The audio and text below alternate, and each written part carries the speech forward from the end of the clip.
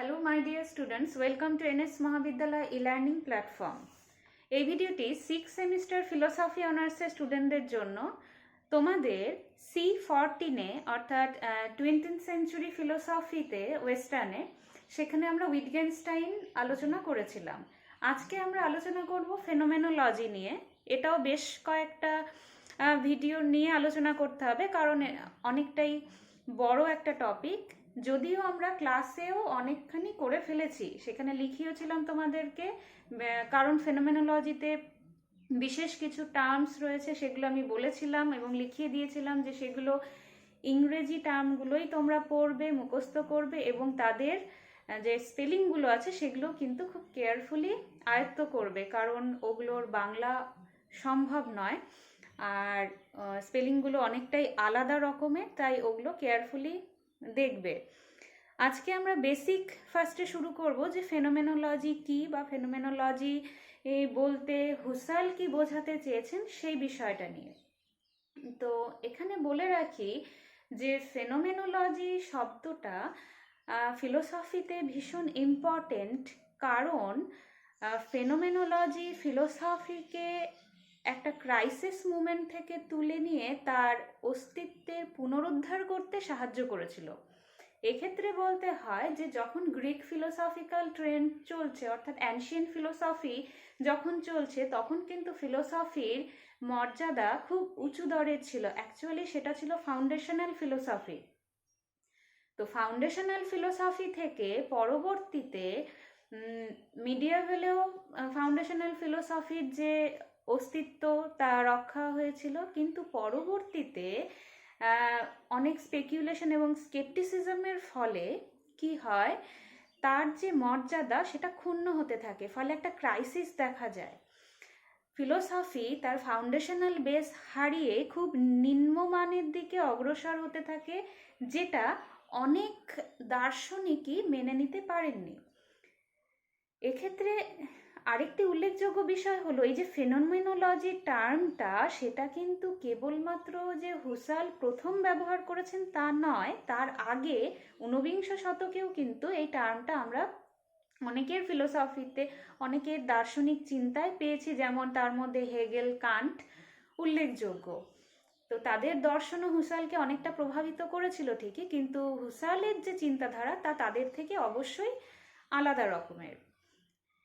এবার দেখো, তো এই সময়টায় হুসাল যেটা মনে করলেন যে ফিলোসফিকে অ্যাজ এ রিগোরাস সায়েন্স প্রতিষ্ঠা করতে হবে, এবং ফিলোসফিকে রিগোরাস সায়েন্স হিসাবে প্রতিষ্ঠা করতে হলে যেটা আমাদের প্রথম প্রয়োজন, সেটা হচ্ছে ফার্স্ট টুলটাই হচ্ছে ফেনোমেনোলজি।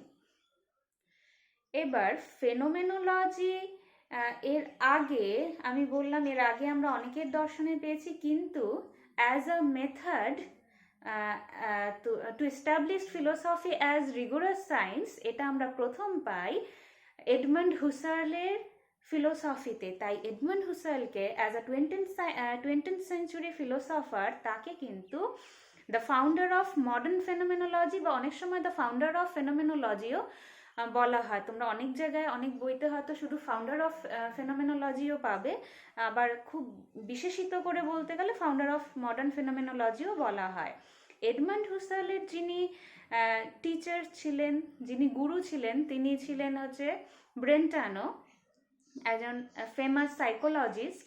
তো ব্রেন্টানো ফেনোমেনোলজির ওপর অনেক কাজ করেছেন, এবং ব্রেন্টানোর ফেনোমেনোলজির উত্তরসূরি রূপে বা তার যে চিন্তাধারা সেটাকে গ্রহণ করেও এডমন্ড হুসাল অগ্রসর হয়েছেন। কিন্তু তারপরেও বলতে হয় এডমন্ড হুসালের স্ট্যান্ড পয়েন্ট, তার যে ভিউ পয়েন্ট সেটা সকলের থেকে আলাদা। তিনি চেয়েছিলেন ফিলোসফিকে পিওর সায়েন্সের দরজায় পৌঁছে দিতে, অ্যাজ আ রিগোরাস সায়েন্স প্রতিষ্ঠা করতে, এবং তার যে ফাউন্ডেশনাল বেসিস ফেনোমেনোলজির সেটাকে আবার পুনরুদ্ধার করতে। তার এই প্রচেষ্টা বহুদূর প্রসারিত হয়েছিল। 20th সেঞ্চুরিতে যে ফিলোসফিগুলি পাশাপাশি তাদের নতুন চিন্তাধারা দিয়ে পুরাতনের পুনরুদ্ধার করছে, তার মধ্যে যেরকম ফেনোমেনোলজি রয়েছে, একইভাবে আরও দুটো ফিলোসফি, একটা হচ্ছে এক্সিস্টেন্সিয়ালিজম এবং অপরটি হচ্ছে হারমেনিউটিক্স।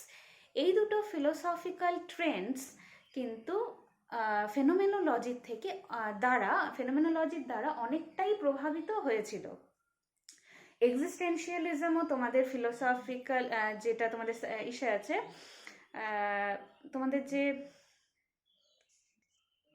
যে সিলেবাস আছে সেখানেও রয়েছে, কিন্তু হারমেনিউটিক্স তোমাদের নেই। হারমেনিউটিক্সে আমরা গ্যাডামার, তারপর এদের এই সমস্ত ফিলোসফারের নাম পেয়ে থাকি। তারপর এক্সিস্টেন্সিয়ালিজমে আমরা সাত্রে, এটাও আমরা পড়েছিলাম, এদেরকে পেয়ে থাকি। তো এই সকল যে ট্রেন্ডগুলো চলছিল তারা কিন্তু হুসার্লের ফেনোমেনোলজি থেকে অনেকটাই প্রভাবিত হয়েছিল। এবার বলি ফেনোমেনোলজি বলতে আমরা কি বোঝাই। এবার ফেনোমেনোলজিকে কিন্তু আমরা একটা ডিসিপ্লিন বলতে পারি, বা অনেক ক্ষেত্রে ফেনোমেনোলজি অ্যাজ আ মেথড বলা হয়ে থাকে। তো phenomenology as a discipline or a method, দুটোই আমরা বলতে পারি। এবার ফেনোমেনোলজি শব্দটি কে আমরা একটু ভেঙে দেখি। ফেনোমেনোলজি শব্দটি দুটি গ্রিক শব্দের সমন্বয়ে গড়ে উঠেছে। একটা হচ্ছে ফেনোমেনন, যা বোঝায় হচ্ছে অ্যাপিয়ারেন্স, এবং অপরটি হচ্ছে লোগোস, মানে রিজন অর স্টাডি। তাহলে ফেনোমেনোলজি হচ্ছে স্টাডি অফ ফেনোমেনন। এবার স্টাডি অফ ফেনোমেনন তো বলে দিলাম, তো ফেনোমেনন বলতে কি বোঝাচ্ছে? Is anything that exists. Phenomenon হচ্ছে ইজ এনিথিং দ্যাট এক্সিস্টস, যার প্রতি, মানে কোনো কিছু অস্তিত্বশীল আছে, যার প্রতি আমাদের মন, আমাদের মাইন্ড কনসিয়াস অফ হয়। ফেনোমেনোলজি হচ্ছে, আমি আগেই বললাম, ফেনোমেনন মানে হচ্ছে অ্যাপিয়ারেন্স। কোনো কিছু অ্যাপিয়ার হচ্ছে, কোথায় অ্যাপিয়ার হচ্ছে? আমার সম্মুখে। আমার সম্মুখে বলতে কি বোঝাচ্ছি? আমার স্টেট অফ মাইন্ডে, আমার সামনে আসলো, মানে আমার মাইন্ডে আসলো, এবং আমার মাইন্ডে যেটা আসলো সেটার প্রতি আমার চেতনার যে কনসিয়াসনেস, এই টোটাল সিস্টেমটাকে নিয়ে যে খেলা, সেটাই কিন্তু কে জানতে চাইছে? ফেনোমেনোলজি জানতে চাইছে। তো ফেনোমেনোলজি হচ্ছে স্টাডি অফ ফেনোমেনন। আর ফেনোমেনন কি? ফেনোমেনন হচ্ছে is anything that is exists, এবং যার প্রতি আমাদের মাইন্ড সচেতন হয়। এখানে বলি অ্যাকর্ডিং টু হুসেল ফেনোমেনোলজি কি? ফেনোমেনোলজি হচ্ছে একটা attempt to describe or understand. Phenomenology হচ্ছে একটা attempt to describe or understand. বুঝলাম, ডেসক্রাইব অর আন্ডারস্ট্যান্ড কি জানতে চায় বা কি বুঝতে চায়? কোশ্চেন মার্কটা এখানে। সেটাই জানতে চায় যেটা আমার কাছে গিভেন হচ্ছে, যেটা আমাকে দেওয়া হচ্ছে, অর্থাৎ what is given to us via our experience. What is given to us via our experience. আমরা কোনো কিছুকে এক্সপেরিয়েন্স করছি।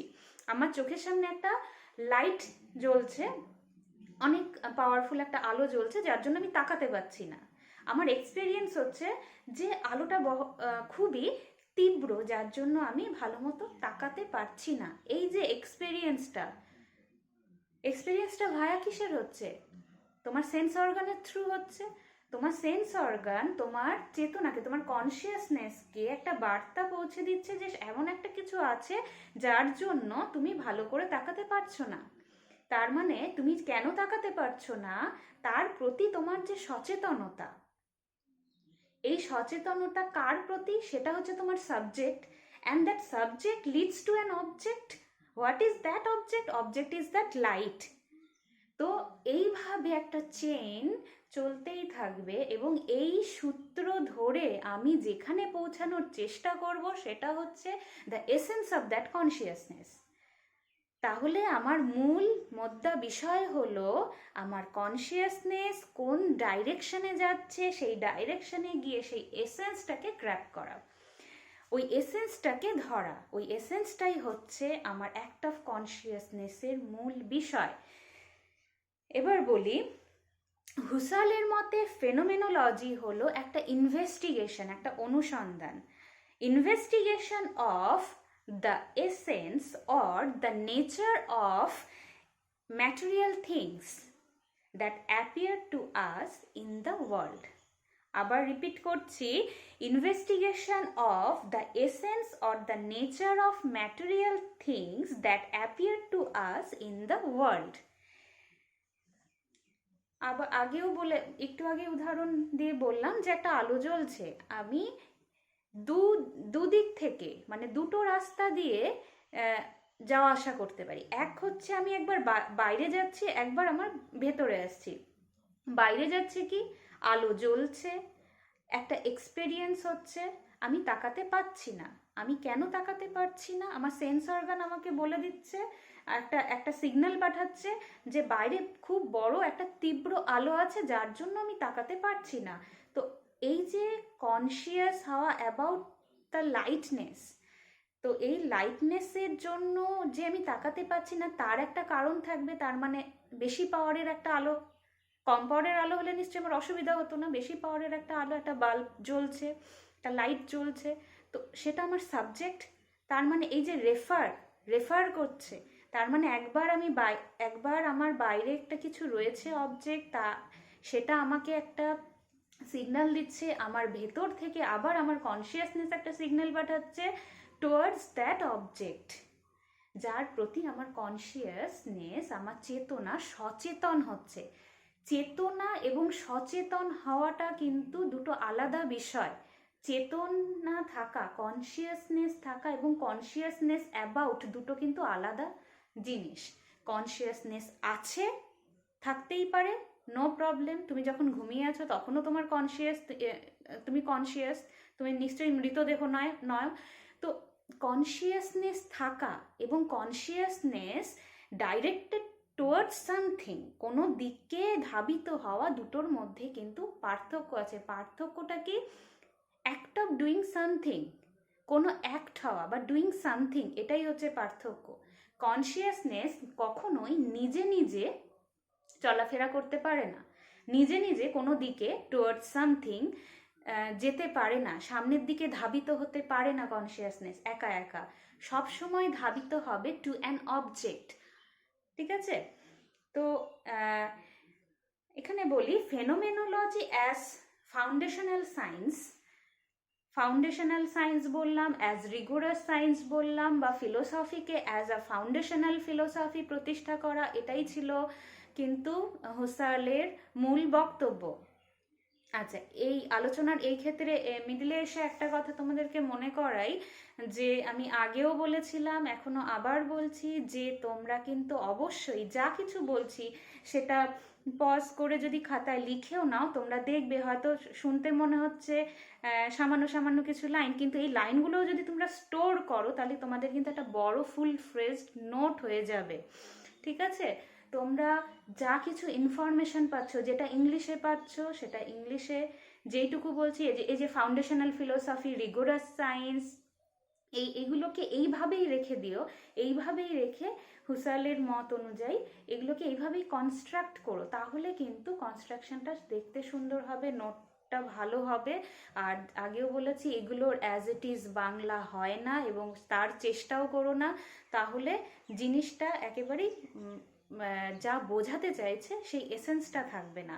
কারণ আমি এখানে আগেও বলেছি, বারবার বলছি, যে হুসার্ল কি খুঁজতে চাইছে? এসেন্স। এই এসেন্সের বাংলা তোমরা জানো সত্তা।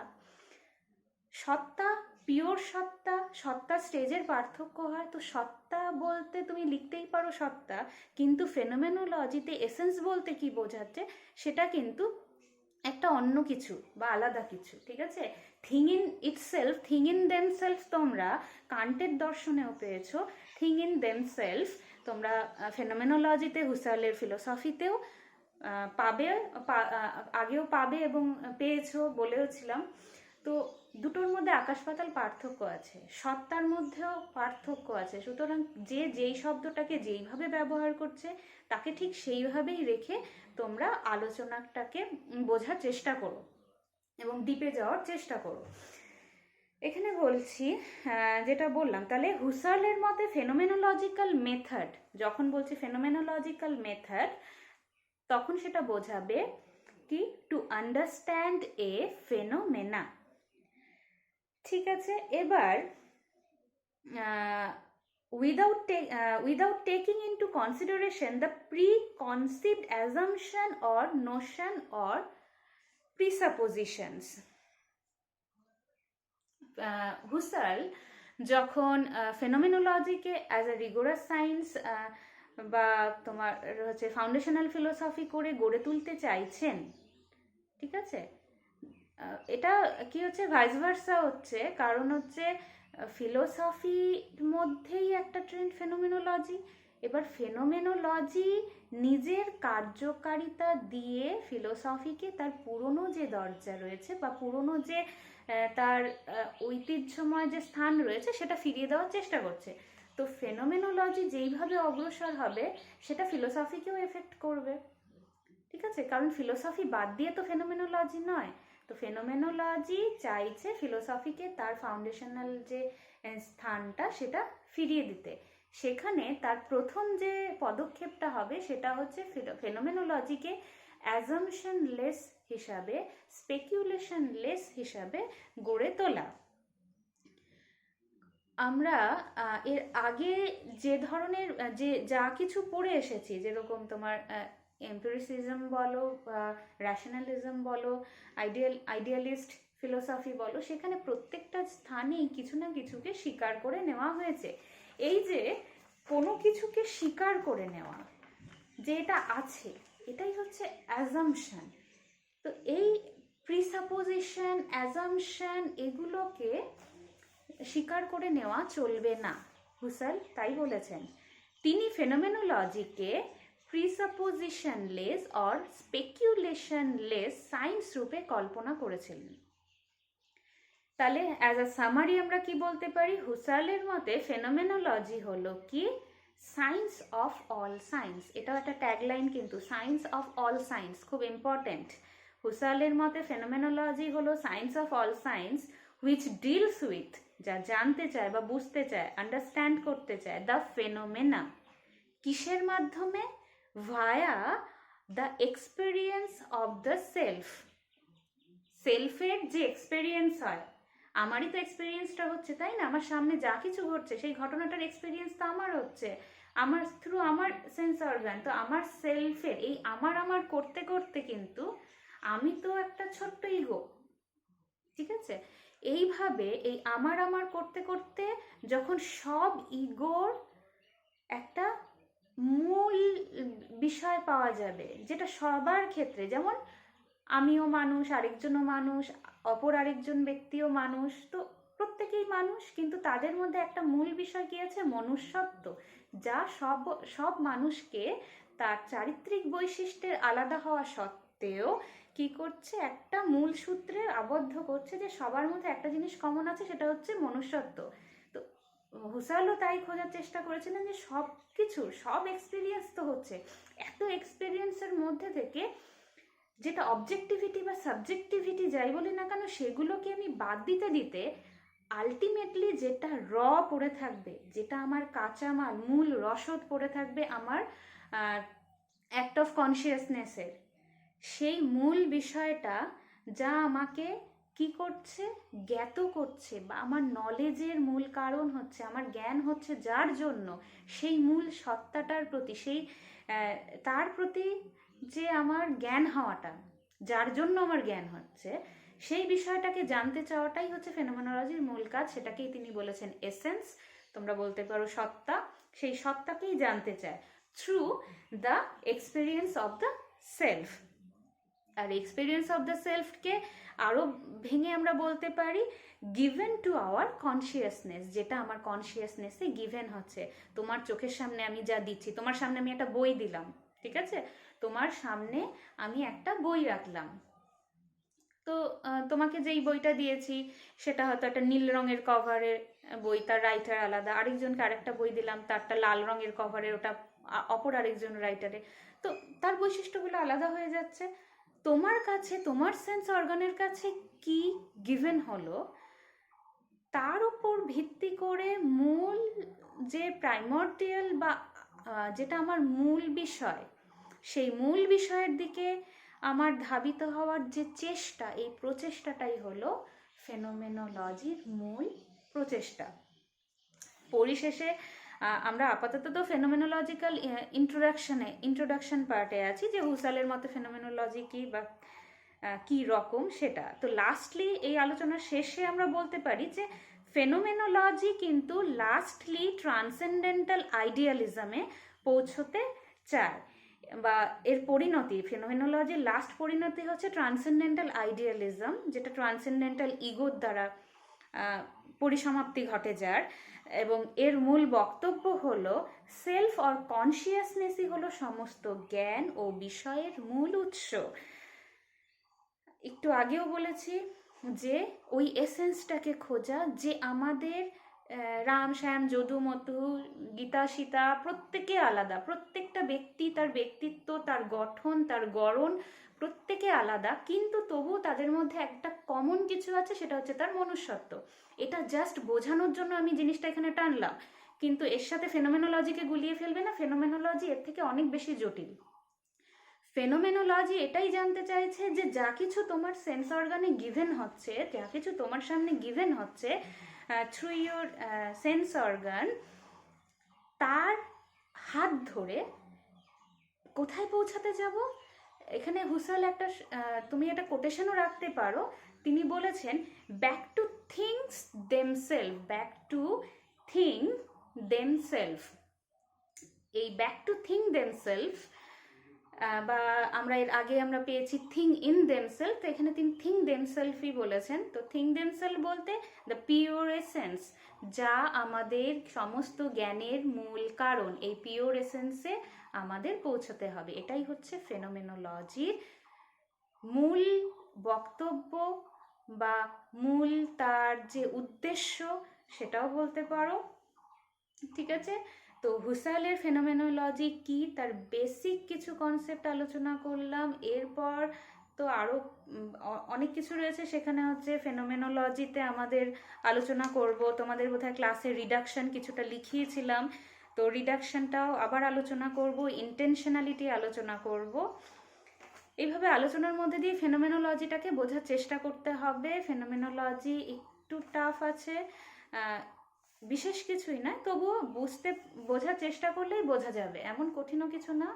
কিন্তু সবসময় কম্পারেটিভভাবে বুঝলে তোমাদের বোঝাটা আরও বেশি ভালো হবে, কারণ এই ফেনোমেনোলজি টার্মটা তোমরা কান্টেও পেয়েছো, হেগেলেও পেয়েছো, আবার হুসালেও পাচ্ছ, কিন্তু হুসালের স্ট্যান্ড পয়েন্টটা অন্যদের থেকে একদমই আলাদা, তিনি অন্যভাবে আলোচনা করেছেন। আর আবারও বলছি যে এই যে science of all science, phenomenology as rigorous science, তারপর অ্যাক্ট অফ কনসিয়াসনেস, এই ধরনের যে ছোট ছোট ইংলিশ টার্মগুলো আছে, এগুলোকে কিন্তু তোমরা আয়ত্ত করে নেবে, এবং অবশ্যই যখন নোটস করবে সেখানে এগুলো অবশ্যই ইউজ করবে, কারণ ফেনোমেনোলজির যে মূল সত্তা, যে মূল বক্তব্য, তা এই সমস্ত শব্দ বা ছোট ছোট সেন্টেন্স এর মধ্যেই কিন্তু লুকিয়ে আছে। তো এগুলোকে কখনোই স্কিপ করে যাবে না, এগুলো অবশ্যই তোমরা নিজেদের আলোচনার মধ্যেও রাখবে। ঠিক আছে, আজকে এইটুকুই।